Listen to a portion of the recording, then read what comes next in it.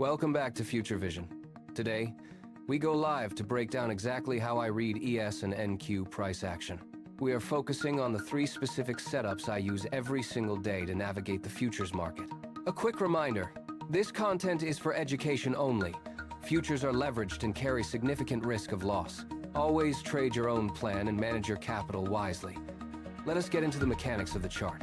The first principle is context before signal. Before you look for a trade, you must know where you are. I check if we are trading above, below, or inside yesterday's value area.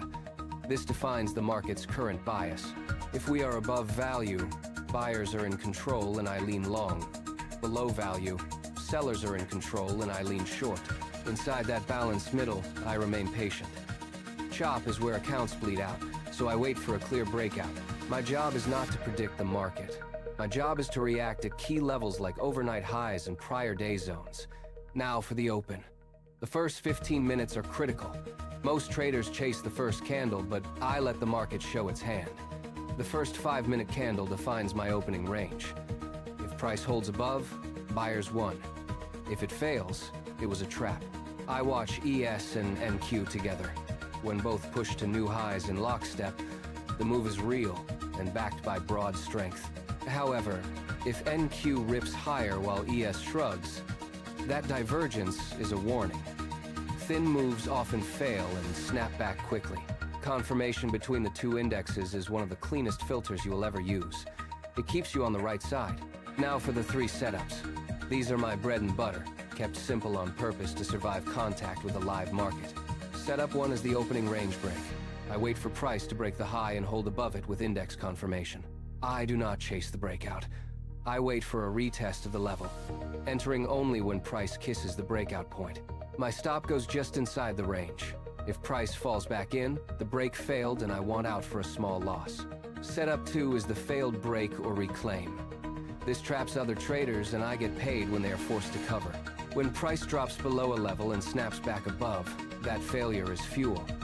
I enter on the reclaim of the level. My stop is placed just below the low of the failed wick. Failed moves are powerful because they squeeze the offside shorts. Setup 3 is the trend pullback. Once the day has direction and we are holding above VWAP, I wait for a dip. I look for price to pause at VWAP, or a prior breakout level. This is the lowest stress entry of the 3. I enter in the direction of the trend with my stop below the pullback low. We are trading with the day, not fighting it. Notice the common thread. I never guess in the middle of nowhere. Every entry happens at a level with clear confirmation. The trades I do not take are just as important. If the market is chopping or indices disagree, I sit on my hands. Sitting on your hands is a position. It is often the most profitable decision you can make in a volatile market.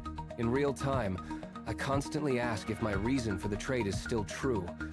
If the context changes, I exit immediately. The stop is your backstop, not your plan. You do not wait for the stop to do your thinking for you. Levels provide context, the open gives direction, and index confirmation filters the noise. That is the framework for success. Next episode is the one you came for. We go live to walk through a real ES and NQ session in real time.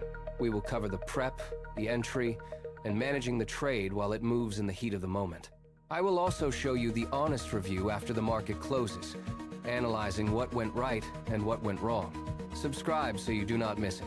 This is Future Vision, where we focus on clarity and discipline. Trade your plan, keep your emotions in check, and stay focused on the levels that actually matter. I will see you in the next one for our live trading session. Thanks for watching.